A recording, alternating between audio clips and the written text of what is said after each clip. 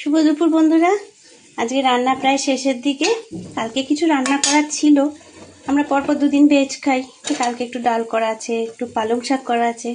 আজকে করলাম দেখো ফুলকপির রেজালা করেছি, এটা হয়ে গেছে, কমপ্লিট হয়ে গেছে ফুলকপির রেজালা। এবার ছেলের জন্য মাছ করছি, একটু দই দেব, কিন্তু ও না ওই দই কাতলার যে একটা হোয়াইট গ্রেভি হয় ওটা ও ঠিক লাইক করে না। আমি সব রকম মশলা দিয়েছি, দই কাতলাতে যা যা দিতে হয় সব দিয়েছি, আর একটুখানি টক দইও দিয়ে দিচ্ছি।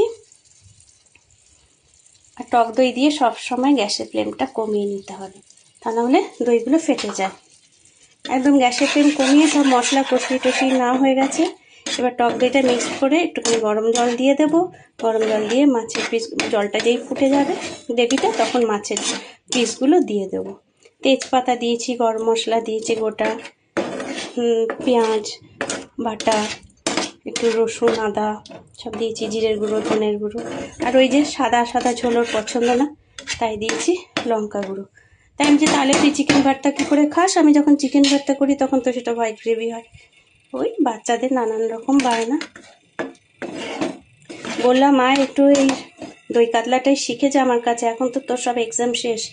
বলে দুদিন রেস্ট নিয়ে নি তারপর শিখবো। ও আর শিখেছে, তাও জোর করে শেখাতে হবে। 2 মাস পর চলে যাবি যখন, সব কিছু তো তোকে একটু শিখে নিতে হবে বাড়িতে, তাহলে রান্না করে খেতে পারবি। জানি না কি করবে, তাও জোর করে ধরে বেঁধে ওকে রান্না শেখাবো আমি, আর 2 দিন রেস্ট নিয়ে নিক আর কি। তো দেখো এখানে দইটা দিয়ে বেশিক্ষণ আমি ফোটাবো না, তাহলে ওই যে দইটা একটু ছেড়ে ছেড়ে যায়। এবার একটু জল দিয়ে দিলাম, মাছটা সেদ্ধ হবে, গা মাখা হবে ঝোলটা অবশ্যই, মাছটা সেদ্ধ হওয়ার জন্য একটু জল দিয়ে দিলাম। নামানোর আগে ফোড়নে গোটা গরম মশলা দিয়েছিলাম, নামানোর আগে অল্প একটু শাহি গরম মশলার গুঁড়ো দেবো, সামান্য।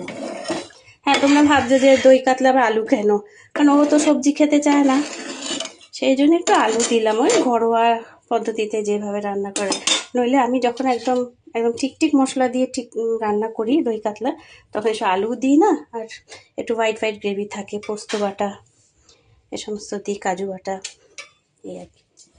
রেজালাতে দিয়েছি বলে আর এতে দিলাম না, নইলে দুটোর টেস্ট অনেকটা একই রকম লাগবে, ভালো লাগবে না খেতে। আর ও একটু ঝাল খেতে শিখেছে, কাঁচা লঙ্কাও বেটে দিয়েছি। এবার একটু ফুটে যাবে ঝোলটা, একটু যখন গ্রেভিটা একটু ঘন হয়ে আসবে একটু গরম মশলা গুঁড়ো দিয়ে দেবো। আর আজকে আমি করব তিল বাটা, আজকে না তো রোজই হয় আমাদের তিল আর ধনে পাতা বাটা, করলেই মোটামুটি আমাদের রান্না শেষ।